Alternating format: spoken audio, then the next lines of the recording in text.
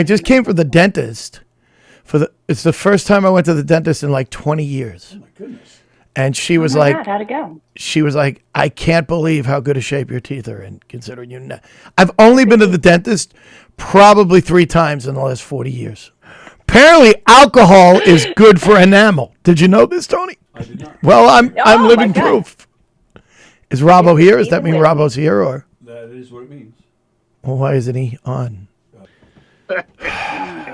What is he His doing? video's not on. You could already lang it. Hold on, let me text him. You know, we got here early for him. Oh, wait a minute. There There he he is. is. There he is. What do you want? Boy, you look just like that picture. That's I'm in character.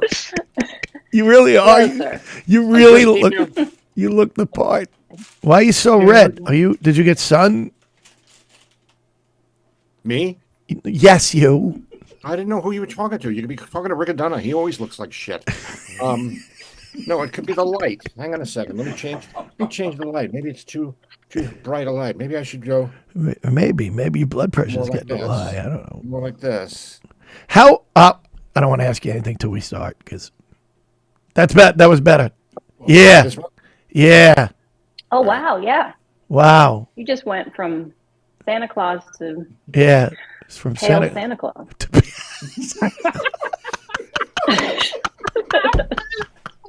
Yeah, I've just met you, and I hate you.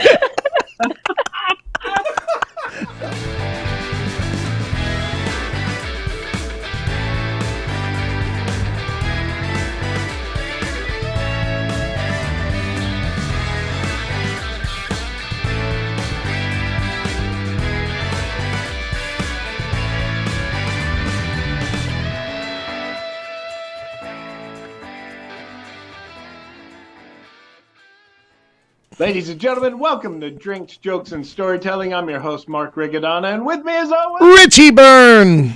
and of course, Ashley the class to Gutermuth. join up, we have Say it Ashley again. Gutermuth. All right. Me. Well, we really got to work on our opening. Yeah, Wow. Oh, it's great. It's really great. Wow, that All was. about timing. Perfect. We even rehearsed. yeah, we got That was special the first guest. mistake. Oh, he took his glasses off. Speaking of not rehearsing, We have a very special guest this Yes, week. we I'm do. back to hating Richie now. Actually, off the hook. Oh, thank you. Thank you. one of our favorite guests, definitely in the top 50. Rob, wait a minute. You know, What's yeah, happening? you're funny. You should think about going into comedy. Yeah, I should. I'm thinking about getting out of comedy. I'll tell you that much. Good. Who's screwing up their mic? Mark. Talk, Mark. Talk, Mark. What?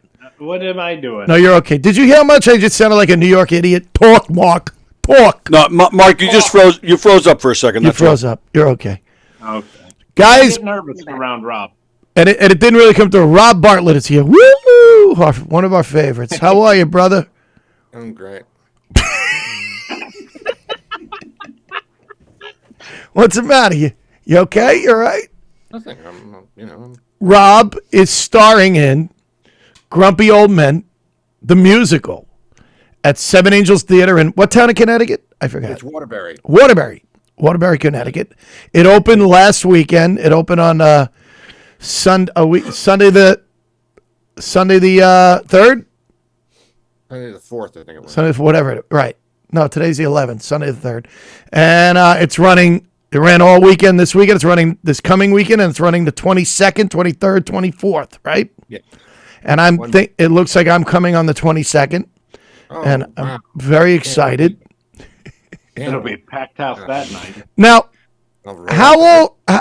let's talk about the play. Let's talk about the play. This was a play that was in production. It looked like it was going to Broadway before the pandemic hit, right? Yeah, they had a lot of workshops and readings of it and stuff like that. I mean, they've had everybody from F. Murray Abraham Really? art to Lee Wilkoff, who I did Odd Couple with, and who was the original Seymour in Little Shop of Horrors. Right. Wow. Carol Kane, Dee Dee Kahn, Sally Struthers, Kathy Rigby were all involved at one point. The two guys who played Sweeney Todd, George Hearn, and the other guy I can't remember, but they both played my part. Who was it? Langella? No. Yeah. Langella. Frank Langella. No. No. Sweeney Todd. I know who you mean. I just can't think of his name either. Len Cariou. Len Cariou. Right. Both played the part, and it's the Walter Matthau part, so it's the funny part. Right. And Nice. they were going to bring it to Broadway, but COVID hit, and that took care of that. And it's not the kind of musical that gets a lot of popularity these days. I mean, the matinee ladies don't exist anymore. They're all pretty much dead. So now the demographic is more. Richie is the new matinee lady. I am a matinee lady. I was talking, Riccadonna. How did you get cast in Grumpy Old Men? You seem so nice. See, I lost my train of thought now because you had to jump in witty bon mot of yours. They're all dead. The old ladies are all dead. Thank you. Thank you, Ashley. Thank you, Now Ashley. I know why you have her on. She's going to keep us legit. Yeah, I like you even more now. So, the demographic to see shows on Broadway now are the teenage girls, the wicked girls, the ones who go to see Six, the ones who go to see and Juliet. I mean, that's where the concentration is now. So anything that's not like that, or Hamilton, that's a little. This is a real old-fashioned style Broadway musical with Broadway musical type songs. With songs that you can whistle on the way out. I mean, they're really amazing. It's really like they're funny, and there's a couple of really touching ones. I have one in the second act. I guess it's the 11 o'clock number, which is I've never been able to get through it without losing it at the end. It's that really beautiful and wow, and it's at the point where I don't know. Well, if you've seen the movie, you know what goes on in the movie, and pretty much everything that happens in the movie they transferred over, but they changed some things around the way that they did with the producers from the original Zero Mostel and the movie to bring it to Broadway. So they took up a character that was much smaller in the movie, the woman who used to sell the coffee on the back of the flatbed truck by the lake. Yeah. Well, now she's expanded. She's actually a supporting character. She's one of the principals, and her name is Punky, being played by Semina De Laurentiis, who really is the director of the Seven Angels Theater and has been for 30 some odd years. Oh wow! And, that's cool.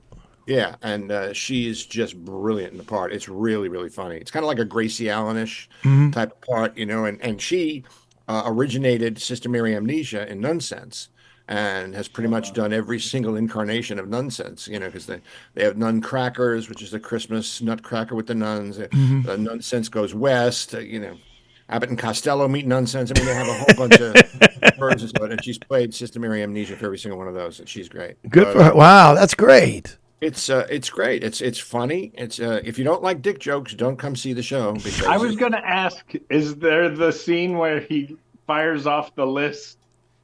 Oh, it's not a list. It's that I think that was in the credit outtake sequence, but he does fire off a lot of those. Can you give us a few? Looks like he's taking one eye to the optometrist. I mean, all those. His catchphrase seems to be, "Did you mount her?" So Len Frederick, who's just really great, really, really great in the part. He's 70-something, and he's playing a 96-year-old man. And doesn't matter. I can. There's a scene where we're fishing. All of us are fishing, and he makes an entrance. He's off stage, and he's the father of the Jack Lemmon part. A guy by the name of Gary Hargers playing John Gustafson, and he says, "Dad, what took you so long?" He says, "It takes a long time to spell Gustafson." And as he's zipping up, it's really kind of a cute little joke there. It's a check your brains at the door. This is not high art, but it is entertaining as hell. It really is, and it's really, really funny. It's pretty much your act. Yeah, pretty much. And you'll cry, and you'll. No, I'm looking for. I can't wait to see it. You're one of my favorite talents that I've known in this business, and I saw you. I'm serious. You know that. I've told you this. I've told you the story about when I saw you back in the 80s and all that shit. And so you're saying I'm responsible for getting you into the business? No. I would never say that. I would never say And I that. get to That society. felt like a breaking up line. I would blame Joey Cola for that. Richie's the manager. You're really one of my favorite talents in this business. I saw you in. Why you're not getting more work? Saw you in. I saw you in How to Succeed in Business on Broadway. There's a great cartoon from the New Yorker, and it's an actor, and he's sitting at a table with two of his actor friends. He says, "I just got a call from my agent. I got a call back. It looks like it's between me and the guy who's going to get it."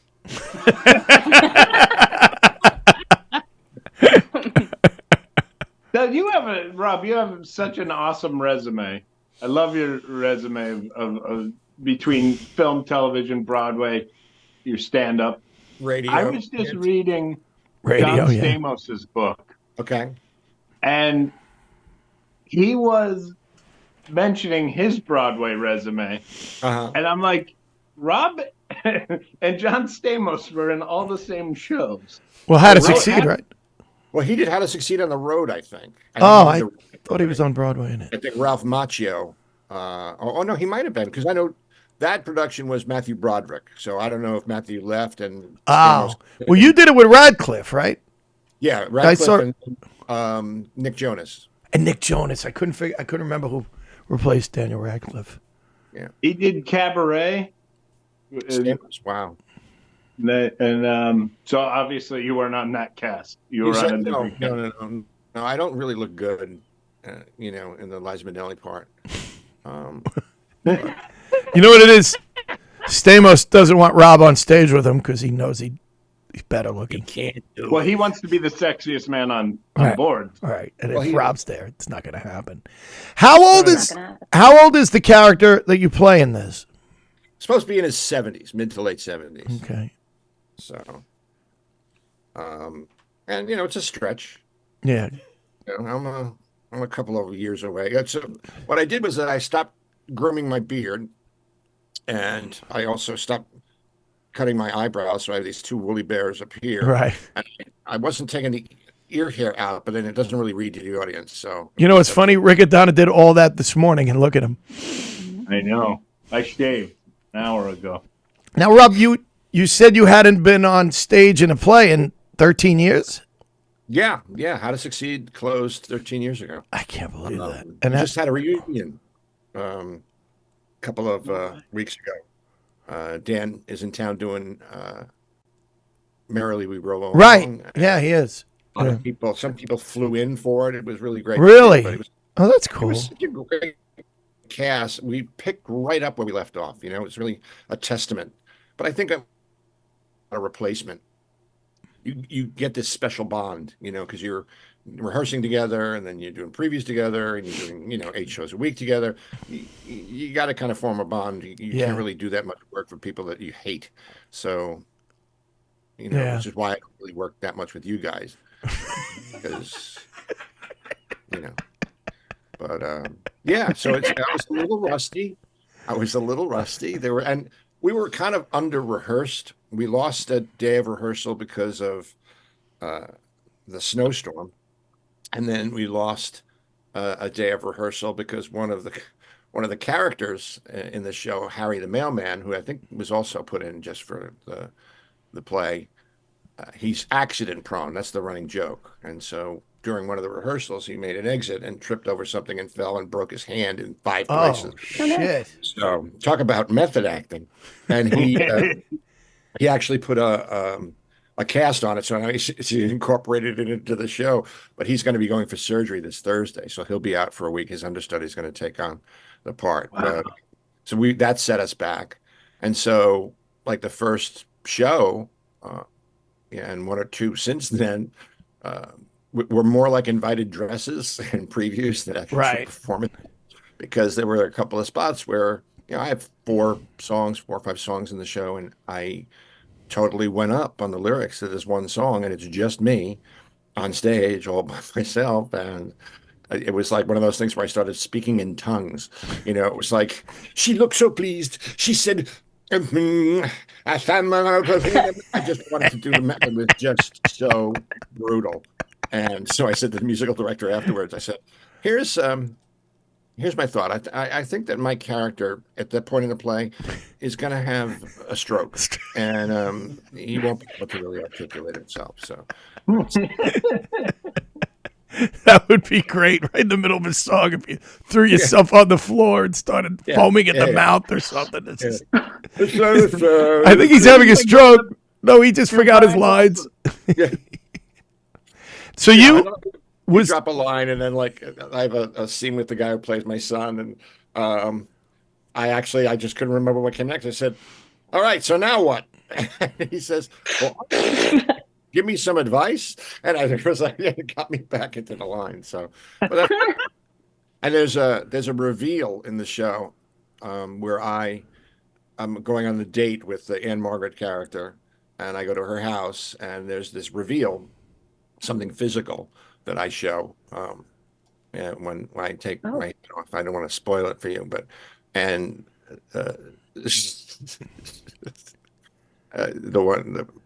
Susan, the woman who was playing the Anne Margaret part, Susan Culp, she started to lose it. So it was like one of those Carol Burnett, Tim Conway moments, which I love, and the audience goes crazy.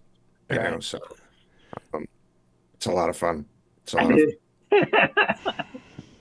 All right. It's a really bad toupee. It's kind of like the one I wore in How to Succeed when I was playing the second character. Oh, right. Womper. Looks like this, like a hair yarmulke. And when I take my hat off, and what had happened was it wasn't really anchored down, so I took my hat off, and it came up with the hat, and so I was doing half the scene with the wig like this, and then I turned my head and it flapped back down, and it just got this. That's when she lost it. It was just like. Ask for a better, scene. I love that stuff, especially I love that. Now, is theater your first love? I'm acting. I think I got into stand up because it seemed like it was the easiest way to get into acting. Right. When I started, Steve Martin, Robin Williams, all those guys were making the transfer, and I knew it was something that I could do because I've always been, the typical class clown. The shitty relationship with the father, so I would make him laugh, and it's such a cliche. And at the time, I was really, really fortunate because the comedy boom was just starting. Yeah. I mean, the comedy boom was just starting, and there was nothing on Long Island, so all of us who started out together were able to call our own shots, and then Richie opened the East Side Comedy Club, and that brought some of the city comics in, and as a trade-off, we got to go in to do Catch a Rising Star and the comic strip, and so that's how it kind of grew. But we were so lucky to have all that in front of us, and then, Richie was really immensely important to the comedy, more than he A, gets credit for, and B, acts like he does. You know what I mean? Like Richie's so. He doesn't want to talk that way. Like what's the word I'm looking for? Humble. He's very humble about it. But that you hit the nail on the head there, where Richie brought the New York guys out here and brought you guys out to there, and there's just so many big names that have come out of Long Island and Richie's club. Yeah. Well, Dixon's was really where it all started. Right. Right. And it was little tiny, and it happened to be in the town I lived in. I was living at home in Massapequa, and it wound up being a place where we all met, and we called the shots there, and we week after week after week, and it used to cramp. There was nothing else. There wasn't anything like it then. So Richie Minervini, we're talking about for the people at home. When Richie Minervini opened, he opened East Side Comedy in Huntington, and that's where I saw you the first time. It was love at first sight. Love is in the air. I did. I said, "Who is that guy?" The guy's amazing. And they said, "Oh, he's Rob Bartlett." Then I didn't see you again for about 15 years. And I ran into an audition. I said, "Hey, man, I'm Richie Byrne." You said, "What do I give a fuck?" And that's how. I don't think it went down like that. Not now. You said, "Not now, kid. I got an audition." I used to say, "Who gives a shit?" That would be what I would have said. Much gentler. Yes. Who's your favorite character you played on stage? Yes, I was. It was Amos for a long time. Amos in Chicago. What was your first Broadway show? My first Broadway show was actually a show that I wrote and starred in. That was your first? Yeah, that was the first. Wow. It was supposed to be an off-Broadway show. What happened was the producer saw me. I was one of the last acts on the stage of the Sands Hotel in Vegas. He won 10 grand at the roulette table and was in a good mood and stumbled into the showroom. Attendance was light because the Sands was just like a shithole motel with shag carpeting that, you had to wear socks if you wanted to walk around the room just so you wouldn't pick up anything. Right. And he said he owned a bunch of off-Broadway theaters. He owned what's the one that's that Stomp was in, and he owned Orpheum? Yes, and the Lane, and he owned a couple of those theaters. So I'll put you in one of those. So we did instead of me just doing my act, and my act, you guys know it, at least back then was more character driven than it was actual marketing. And so it seemed to fit that theatrical situation. I thought, well, I should try to tie it together with some kind of a story. So I wrote a story, and I should have kept it a one-man show, but I broadened it to introduce a character of my wife and my agent. And the conceit that I had was that there was going to be a garage because one of my comedy idols, Jonathan Winters, had a show where he used to have an attic filled with all kinds of stuff, and he would just go from thing to thing and riff and so I used the suburban garage, and then I had this little theme about a guy turning 40 and coming to grips with not being where he wants to be in his career and having a difficult relationship with his father and yada yada yada yada. I thought it was kind of good. It was called Have a Nice Life. We did it at the Stanford Center for the Arts, and then got mixed reviews. And then so we decided we needed to work more on it. So that summer I worked with Jack O'Brien, who directed Hairspray, and he just directed Shucked. Right. He did, the Full Monty. He directed the Damn Yankees with Jerry Lewis. Oh, so really? Okay. Yeah, he's a real big deal, Broadway director. And we turned it into More to Love, a big fat comedy. Streamlined it. Dana Reeve, Christopher Reeve's wife, the late great Dana Reeve, played my wife, and Joyce Van Patten, who I had a crush on when I was a kid, but from her in the Bad News Bears, the original Bad News Bears. Oh, really? She played the agent? She played my agent. Yeah. Oh, wow. Lovely, lovely person. She's actually the reason why I got Chicago, because I was having lunch with her, and Walter Bobby, who was having lunch in the same place, came over and sat with us. She knew Walter. Walter and I had worked together on an encores thing. You get cast on a Monday and then you rehearse, and then the Thursday you do the show for a couple of weekends. But it's staged readings basically, and they do musicals that haven't been done in a long time. And I did something for him at Golden Boy, and I guess he remembered me, and so a couple days later, I got the phone call. It was Gary Grant, my manager. He said, they want you to come in and read for Chicago the Musical. I said, what part? He said, Amos. I was like, wow. Because that was the part when I saw the show. I was like, that's the part. And I got to go on a Wednesday matinee, and after it was over, I went up on the stage at the Shubert Theater and sang for Bob Billig, the musical director, and then got in the car, and on the way home, I got a call on my car phone that said I'd got it. It was I was going to rehearse for 2 weeks before they put me in, because what happened, Brad Garrett was supposed to play the part, but he got the Jackie Gleason TV movie, and so he had to bow out. And so Walter needed to put somebody in like really quick, and knew that I could do it because I did the encores thing. And then, I think all told, I've been in Chicago, I don't know, hundreds of performances over 3 or 4 different times. Come back in, leave, come back in. I did it with Melanie Griffith for 2 weeks. Great people. So that was my favorite part, because it was, 3 scenes in the first act, 3 scenes in the second act. You make them laugh in the first act, you make them cry in the second act, and then you're out. And then you're out. Take a bow. And you worked with Brad in The Odd Couple on Broadway, right? Yes. Yeah, it came full circle. I worked with Brad and Lee Wilkoff, who. Yeah, that's right. Yeah. Who, had that kind of, we always tended to go up for the same stuff, because we're both kind of the same character type, and I always get cast to play a Jewish guy for some reason. I don't know why this fat Roman Catholic, from Long Island, the Lou Jacoby for our generation. And so Amos was it for a while, but I got to say, this character in Grumpy Old Men, Max, I have to say it's him because Yeah, wow. almost every line he's got is a laugh line, and it lends itself to stuff that you can do to add.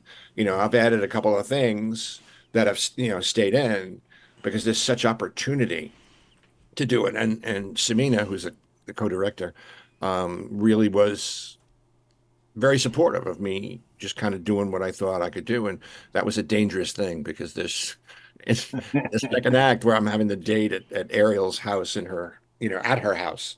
Um, there's a thing where she's got one of those rain sticks, Hmm. and she does this little dance to demonstrate it, and then she hands it to me. Well, that part of the show is becoming longer and longer as I'm coming up with more ideas of what to do with the rain stick. Yesterday's performance, it was a baseball bat, and because the cast all comes to the wings to see that scene because it's one of the funnier scenes in the show, Right. and And they know you're going to mess around. that's so they want to see what I'm going to do, that particular night. So there's that No little element pressure. it's that little element of like the producer when they would kind of do things differently. Hmm. So you can see the show twice and not see the same things. Yeah, But it's a lot of fun. It's a lot of fun. and what television wise, what would be your favorite role that you played? Probably one on- probably elementary because I got to play a cop. Yeah. I got to play the captain for 5 episodes. I actually had a story arc. That's so cool. Right. Wow. And you end up finding out that I'm a sexual harasser and get drummed out of the force because of that. I was a friend of Aidan Quinn's character. Apparently, we started out together, and he got shot at the end of the 6th season. So he was in a hospital bed for the first 5 episodes of the 7th and last season. And so I got to play Captain Dwyer, which was great. I know you told us before, but tell the story about what Aiden did for you on your last day. Oh, God. That's the thing. I've been so blessed to work with such great people. And it seems like the bigger they are, the nicer they are. Juliana Margulies, a good wife, could not be sweeter. I was Henry Winkler's lawyer on SVU. That's right. Yeah. And he could not be nicer, more supportive. I mean, coming to me saying, is there anything I can do? Anything I can give you? Anything you need in the scene? It was like, who does Wow. that? Great actors. That's who does that. So to reiterate, I certainly don't. Uh, so at the end of the shoot, usually you get formally dismissed. So it's the wrap. When you're done with shooting for that particular episode, you're done. That's a wrap for Rob Bartlett, and then everybody on the set applauds. It's a really sweet little thing. Really kind of nice tip of the hat. And so the last scene I shot was the last scene of my character in that episode, and it was an argument that Aidan Quinn and I have in a cop bar. I'm having lunch in a cop bar, and I'm reading a sports page, and he comes in, he sits across, and he wants to know if I definitely was harassing this female cop on the force. Apparently there was a picture of her in a bikini that I posted, or I wrote something lascivious about it, whatever it was. It was something really stupid because he was an asshole. So it was really, kind of typecasting. And we finished. They did the last close up, and that the scene went great. Do this exit and slam the door, and I come back in and goes, that's a series wrap for Rob Bartlett, and everybody applauds. And Aiden had gone back to his trailer, or so I thought, because I was, doing the close-ups. And, the crew and the extras, and it's really, really nice. I opened up the door to the bar to go back to my trailer, and I opened the door, and Aiden is standing just on the other side of the door on the curb, and he has all the wardrobe people, all the makeup people, all the extras who had just gotten released and lined up on either side of the sidewalk all the way down to my trailer. And that's so cool. it was like so classy, It was Right. like one of my favorite memories, one of my favorite moments, because it's how shitty this business can get, and you feel like you have no worth whatsoever. I'm sure that happens to you a lot, Mark. But I mean, it's great to have those great moments. I find it interesting that you finished playing a guy who sexually harassed somebody, but as you walked by, everybody slapped your ass as you walked back to the trailer. Oh, they didn't. They just applauded. But They just applauded, Mark. You added that. you added Yep. that. I think that was That was a just weak ass joke. That was a weak ass joke. I gotta say, it Look, really Rob, was. It's not even up to your my low fantasy, standards. and you can't stop it. It's not even up to your low standards. I mean, It's my fantasy, and you can't stop it from happening. I love the Smack him in the intensity ass. in Mark's eyes then while I pictured it. did you notice that, Ashley? I mean, it was like me getting slapped on the ass somehow is his Good dream. time. Good It's a good time. thing it's Think your about that governor, later. Richie. say yes. It's good. I'm next to Tony. I'm not safe at all. Sitting here minding my own business. Yeah. What's up, Tony? How are you, man? I'm doing all right. How about yourself? I'm all right. All Hey, right. I like Tony. He's the only reason I do this show. Oh, I do have a question Tony's for the you, if best. that's all right. Actually, I have two questions, if you guys don't mind. No, go ahead. I'm so tired of talking to Rob Bartlett on this show. You're just the board operator. What is it? You're the help. You don't get to ask questions. All right, What do you- You, Never you mind. stand in See line you and later. you stand in line and applaud when he's done. And slap his Slap you on ass. the You ass. slap him on the ass. No, go ahead. Go ahead. What do you That's what got? I'm seeing. Rob, what do is you it? When you do a show like Grumpy Old Men, is it hard to not deliver lines because it's such a famous movie with famous characters? So is it hard to not, whether it's on purpose or not, is it hard to not kind of do the lines or emulate what Be they Walter did? Matthau. That's a great question. It actually Yeah, is. It's, Fuck. Fucking it's so A. iconic. It's such an iconic movie, and ironically, I'd never seen it, and so I when I said yes to the part when I got the script and I realized what a great part it was, and I've been looking for something to kind of get back in that was not going to be too much. It was not going to have a lot of spotlights on it. And it wasn't like I was going back to Broadway. I mean, it's a really legitimate theater. It's an equity theater in Waterbury. And I used to do my stand-up back there for 30 years. So I was very comfortable there. But I watched the movie after I took the part. And Walter Matthau is just, I mean, God almighty. And it doesn't get better than Walter Matthau. And every once in a while, I would find myself either vocally or in the delivery of emulating him, kind of imitating what he said. But fortunately, the timbre of our voices is different, so it's not that obvious that I'm stealing everything from him. But yeah, it is. It was a challenge, but it's a fun challenge. And he didn't sing. No. Well, neither do I. Technically, if you think about it, what I do is not so much singing as it is. Speaking in rhymes with different inflections during the sentence. Would not call what I do singing. It's funny you say. Wait a minute. Tony had another question. I know, but I wanted to say something. But It's your show. All right, no, go ahead. You know what? I'm not say sure. I'm not sure I want to say it. That's what I do. I throw the softball. Let me argue with myself in my head while he has another question. Well, I wanted to ask, and I don't know if Ashley can actually help with this or not. Last week we had. It'd be nice if she said fucking something. I've been getting a chance every time I go to. Richie goes, "Oh, wait a minute. Oh, it's my fault. Now you know why I don't do this show a lot. Ashley, when the show's over, I'm coming over and slapping you in the ass because that's what we do. Now that's going to be edited out. You mean her saying finally? Yes. Rob, we had Bob Nelson in here last week, and we couldn't think of anybody that like a young up and comer that's doing characters. So, and that's why I mentioned Ashley, because Ashley's younger than all of us, obviously. So I don't know if are there anybody doing characters anymore? Do you think it's? To me, it looks like it's kind of like who is Ed Bassmaster. You just okay. made that name up. No, I know who that is. No, he I know made who that is. up.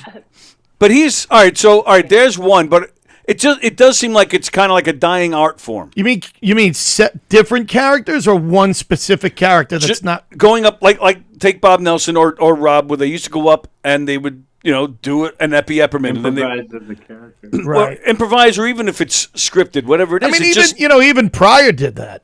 right. Pryor was a genius. But at these days, it's all. These days, everybody jumping up on stage is doing Seinfeld observational comedy. You don't see characters anymore. it. Yeah. So that's what I mean. If you again, you Whoopi might did it.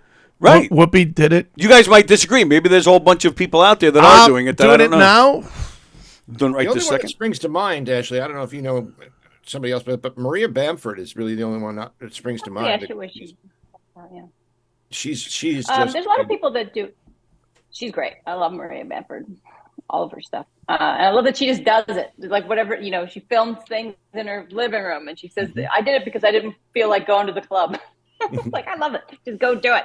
I never feel like going to the disconnect. club. There's a couple things. People become popular on social media because of their characters. Yeah, that's true. There's a lot of things that are happening now. Now, I just came back from my tour in Japan, and I went with my friend Christian Johnson, and he has this character that he does. He's got millions of people on social media where he is his uncle and he reacts. Now, the problem that he told me that happens is people don't, he comes out, he does the character for like 5 minutes, and then he comes out as himself, and then trying to figure out that transition. It's a lot more in England, I think. John Kearns does characters. So there's definitely, I think there's more over there than there is here, where we just want to talk about ourselves. I was just talking to a guy in Boston this afternoon, and we were talking about, I can't think, Rich Hall. It's 20 after 12. Yeah. And Dan Whitney. What does that mean? What time is it there, Mark? Dan Whitney is Larry the Cable the Cable Guy. Right. Yeah. And he used to come out and open as Larry the Cable Guy, and then the feature act would go on, and then he'd come out as Dan Whitney. Oh, wow. And Rich Hall was a genius. He was also a Rich Hall, brilliant guy, too. Yes, he was. His mind was just... Yeah. He was head writer for Letterman when Letterman first started with the afternoon show, and then later on moved on to the late night. Wow. That had to be the strangest idea anyone ever had, giving Letterman like a morning show or whatever. You know what I mean? Like, but you got to read Letterman's book, his biography, because you find out exactly, that was exactly what he wanted to do, was something out of the box like that. And right. From the moment it started. He regretted it. Just, yeah. Stay-at-home people, elderly and housewives and, Yeah. I mean, I remember watching it. I was like homesick from school or something. And I'm like, what the hell is this? And why is it on now? Yeah. And then the next thing you knew, he blew up on late night, It's so great. Yeah. Yeah. Rich Hall had his book, Nailing It, came out last year. It's a good listen. Talks about his life and how he got involved and everything. So when he moved to England, went and did the Fringe and went there with his Emmys, and they were like, "Screw you, we don't care. Like, what do you got?" Rob, were you friends with Richard Lewis? I actually opened for Richard Lewis the first time I did Caroline's when it was down in Chelsea. I opened before the Seaport when it was on. Yeah. When it was on 8th Avenue, when it used to be on 8th Avenue down in like near 24th Street, something like that. The crime district. Yeah, basically. It was there, and I opened for him there. And after I did my thing, and he came up, he went, "Yeah, that guy was pretty funny. He was good." And I was thrilled. It was like, accolade to Lewis. That was sad. And what's weird, what's really ironic is the Curb episode the week before. And he's talking about his will. Yeah. He's talking about his will. Really? Yeah. I mean, I guess so he knew weird. I knew. I mean, he couldn't get out of the golf cart. Like that's how sick he was at that point. But it's still kind of weird. And it's very Larry David to go. Very Larry David. Only Larry David would go, "Oh, you're near death? Let me write a scene about it." You know what I mean? And make it as funny as it was, too. It was so funny. Did you see it? Have you seen the scene? What? Yeah. Yeah. Oh, yeah. Yeah. I mean, I bequeath. No bequeath. No, yes. I will not bequeath. Do not bequeath me. Yeah. It was very funny. When Larry David posted after Richard Lewis passed, it's like the little tribute, very, very, very much Larry David. And at the end, it was like, "And I hate your fucking guts for making me cry." Yeah. Yeah. So it was beautiful. Really just so perfect. Yeah. Yeah. Really perfect. We definitely gonna have to cut that lull out before we air this. That was, I don't know what happened there. 4 people and no one had anything to say for a second. No, I feel like I'm monopolizing the conversation. I just cut off Ashley. It's just very poor. Go ahead, Ashley or Mark or anybody but me. Saying it's sad. Anybody but me. It is. You know, it's funny when we did the benefit for Bob Nelson at Governor's, Which I went to. which Were you there, Tony? I was in here with Rob, and they did that's their right. bits for me That's all night right. long. It was the best That's night of right. my life. I forgot about that. Yeah, about to talk. Oh my God, this is great, Rob. I can't believe I'm doing this with you. I gotta watch this. I mean, I'm gonna watch the show too. Well, and you Yeah, guys have an definitely open get in invite, there, you know, yeah. anytime. But yeah, I mean, I feel No, bad. he I meant feel this for- show, not this little rinky dink thing here. Jesus, what do you think? feeling old. Oh, well, I was talking about this. it's a podcast. No one can do those now. This is like What's that? this is like a dream come true to be together with this guy. It's been way, way, way too long. Bob I was- feel like my chemo brain has gone away since I'm next to you. Nice. But, I hadn't seen Bob. I guess Bobby and I hadn't seen each other in Tony's got anger issues. 20 years, more than 20 years. And I mean, I'd been in contact with him, email and stuff like that, infrequently. But then when I knew that he was sick, we tried to pull together this benefit, and then we did a marathon, overnight telethon with you guys, which was great to help raise money for his treatment. And I guess the way it's configured there in the pod studio at Governor's is that you have those Judy from Time Life books headset microphone combinations where it looks like you should be out on the tarmac, waving. And Nelson and I are sitting on the couch together, and I don't know, somebody said it, just I feel like a pilot, and like that, Bobby and I got into this little improv about a pilot and a co-pilot. We just started riffing, and I'd forgotten how great it was to riff with him, because our minds work similar in the ways that it matters and different in the way that it matters. So it was just so great.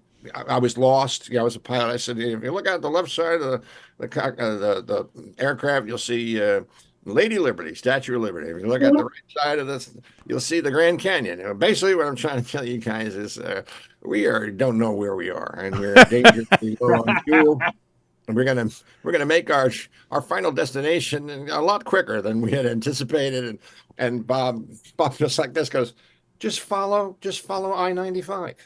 Just follow I-95. It's just like one of those things. But that was what it was like when we were doing the triplets with Eddie. That's how we used to work. We each do little snippets of our own acts, and then we would do these sketches that were scripted. But the best part was doing the improv with each other afterwards, because there was that chemistry. I mean, we just knew how each other thought. We just knew. One night we were at Dixon's, and we had promised ourselves we weren't going to go to Dixon's. We had a night off. So we tried to go bowling, tried to go to the movies, and we ended up, of course, at Dixon's. And it was in the middle of winter, and Eddie had this fur coat with a hood. He was, I guess, 17, maybe 8, Wow. maybe 18. And Nelson used to wear the cowboy hat. So he became an Eskimo, and then Nelson was a hunter. And I decided that I was going to be a walrus. And I had 2 drumsticks, and I stuck the 2 drumsticks in for my tugs. And we did this improv. It must have gone on for 20 minutes, but we had callbacks in it, and we had a beginning, a middle, and the end, and there was symmetry to the beginning and the end. It was one of the most thrilling things you could ever do on stage, But that was what it was. Like with Eddie, you could bounce off Eddie. When we did the Fort Lauderdale comic strip together, we would go to the mall in the afternoons, see a movie, and go to the arcade, and we would sit in Nathan's, and we would just do characters about the people who would go by. We would assign characteristics to these people, these strangers, and the idea was who could make who could make the other one laugh harder, and there's nothing better than Eddie laugh. I mean, he's got that trademark laugh of his. Yeah, I was about to say it's the most famous laugh on the planet. Just the greatest, just the greatest. But yeah, I mean that's. I wonder whatever happened to him. I don't know. I mean, it looked like it had some promise, That must Real quick, Go ahead, Mark. I feel like Rob, you just described to me is like the equivalent of a quarterback talking about being in his comfort zone in a pocket. Yeah. And when you really feel flow. Yeah. Like you guys probably didn't even think about it. You just did it, and it happened, and it was great. That's that magic that comes in performance. And Ashley, I'm sure you know the feeling well. get a crowd that is just with you, and you're sailing, and it's just no matter what, they're right there with you, and you can Go extemporate, anywhere. go anywhere with them, and they follow you. It's exhilarating. I mean, that's one of the times when you really get the magic of performance, that gives you the joy of performance, is when those things happen. Unfortunately, they're few and far between, but it's just, there's nothing like it when it happens. Yeah. And now, Ashley and Richie, I mean, when do you guys feel like you're in your flow? Like you really feel it's happening? Like this, I'm on top of the world. You know what's funny, Mark? It's funny you say that, because before the pandemic, I was doing comedy just nonstop. I was doing at least 5 shows a week, and then doing the warm up and everything. And you just get in such a rhythm that even that like you kind of just, you have it. And and there are days where the audience is just right there with you on everything. And it's just a great feeling. And since the pandemic, I haven't done it as much. And even though I'm doing fine, I haven't had that day yet where you go, wow, here it is, boom. You know what I mean? I haven't had it since I came back from and I miss it. I really think it takes, like Rob was saying, you just kind of, like you're saying, we took a night off, we ended up there anyway, because that's the way it's supposed to be. That's what we're born to do. On a day off, you go, what do I want to do? I know I'm going to go to a comedy club. I'm going to do that. You know what I mean? Absolutely. Yeah. How about you, Ash? He fell asleep. Hold on. Oh, the only Richie.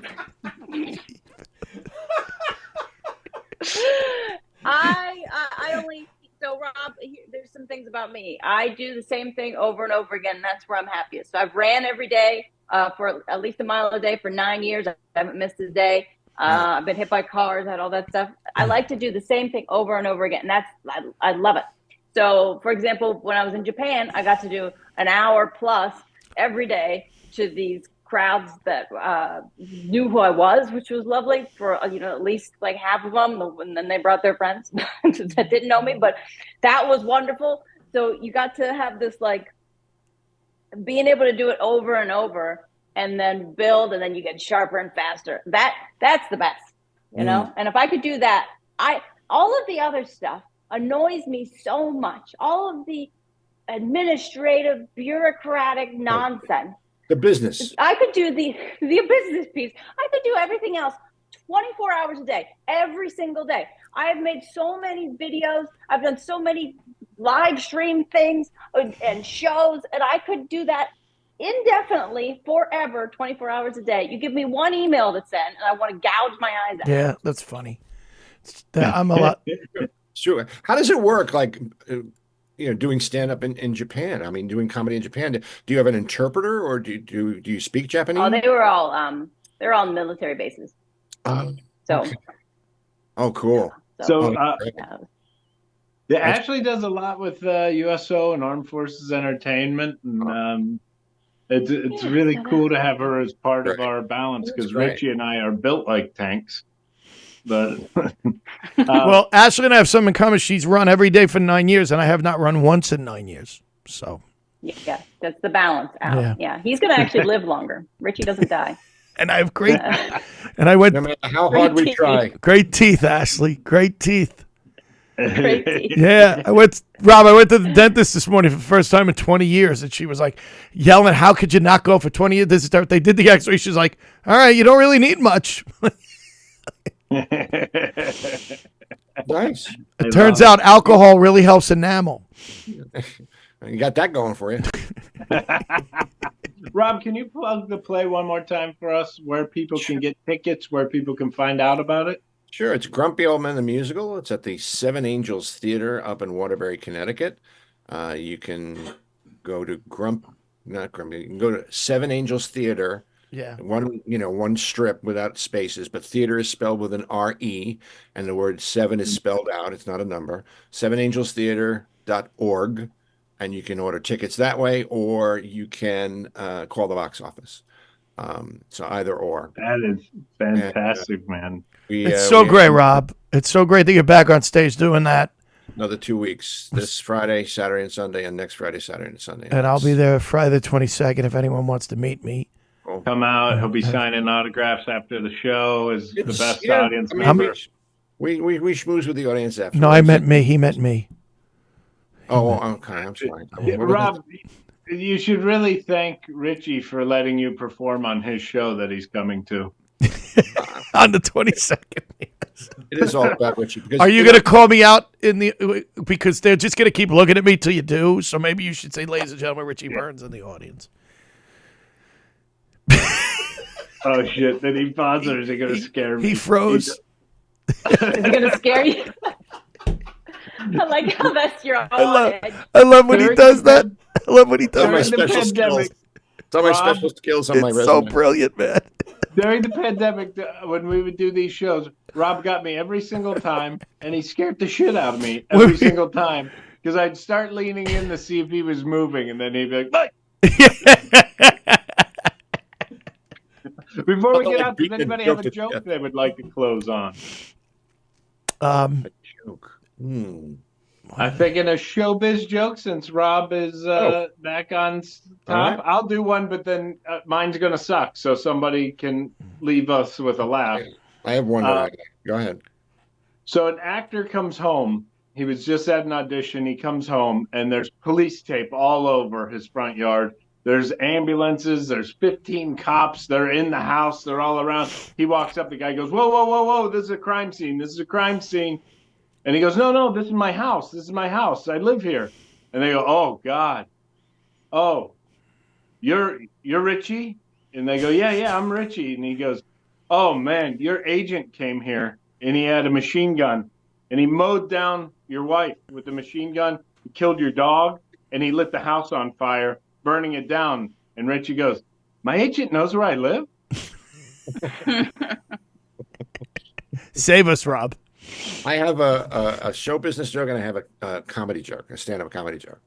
Stand-up comedy joke is a comic in Vegas. He has two shows on one night, and he kills in the early show. And the late show, there's a couple of pauses. There's not quite as good as the first show. Still okay, but not, the first show was killer. And he's back in his dressing room, and there's a knock on the dressing room door, and he opens up the door, and it's this beautiful showgirl, Vegas showgirl, and she's just in the sexy outfit, and she's got this long red hair and buxom and just beautiful face, and she says, "I saw your show tonight, and I got to tell you, I have never been so turned on in my life. I want to make love to you. You can do anything you want." And the comic goes, "Which show did you see, the first or the second?" And then my favorite show business joke of all time is the guy who wants to be in show business. And so he goes to the president of show business and he says, "What do I got to do to be in show business?" And the president of show business says, "Well, you should start at the very bottom." He says, "Well, where's the bottom?" He says, "The circus." So he goes to the circus. He says, the guy in the circus says, "Well, I want to be in the circus." The guy in the circus says, "Well, if you want to be in the circus, you got to start out at the very, very bottom." He said, "Well, they told me the circus was the very, very bottom." He said, "Yeah, but there's a very, very bottom to the circus. So you got to go to the bottom of the bottom." He said, "Well, what's that?" He says, "You give you a bucket and a broom. And your job is to go to the elephants. We have 3 elephants. You got to lift the tail of the elephant. You got to stick the broom handle up the elephant's ass and then pull it out. And that'll make the elephant, shit. Evacuate. You evacuate and you put it in a bucket." He says, "Okay." He's not crazy about the idea, but he wants to be in show business. So he knows he's got to pay his dues. So he goes and that first elephant, he picks up the tail, shoves in the broom handle. Elephant shits all over. Just he's covered in it. And just, you can't believe it. It's just how degrading, how humiliating. It's disgusting. And she kind of cleans herself off, and it goes to the next elephant, lifts up the tail, sticks in the broom handle, same thing. Even worse than the first one. He's almost knee deep in it now. He steals some courage, and he goes to the next elephant. He lifts up the tail, and he shoves the broom handle, and he closes his eyes, squeezes it. Nothing. And he does it again. Nothing. Sticks it in, pulls on it, and swings on it, does a chin up on it like this. Nothing. The elephant turns around, looks at him, and goes, "How's the house?" Folks, that's Drink Jokes and Storytelling. Such a good joke. Ashley's got to have a joke. I Oh, okay. I'll tell you this. This is my favorite Mel Brooks bit about what he does when he's got writer's block. It says, I go into the bathroom and I bang my head against the tile and I give myself such a headache that I'm so filled with pain that I decide it's better to sit at a typewriter. And I don't sit at a typewriter, by the way. It's better to sit with a pencil and write more fun than to smash my head against the bathroom tile. And eventually, I just fall down and I'm unconscious for 3.5 hours. And so what difference does it make? I don't need anything except for God to revive me. And then I don't do it anymore. That's so perfect. That's so perfect. It's Now so that's perfect. true. Yes, let's get the hell out of here. Richie got things to do. Thank you, guys. Ashley, great meeting you. You too. Hope to see you in person. Yeah, that'd be great. Yeah. Great. Without the distractions. Yeah, exactly. That's what I like to call Hey, them. that's the name of our new singing group, The The Distractions. distractions. Distraction.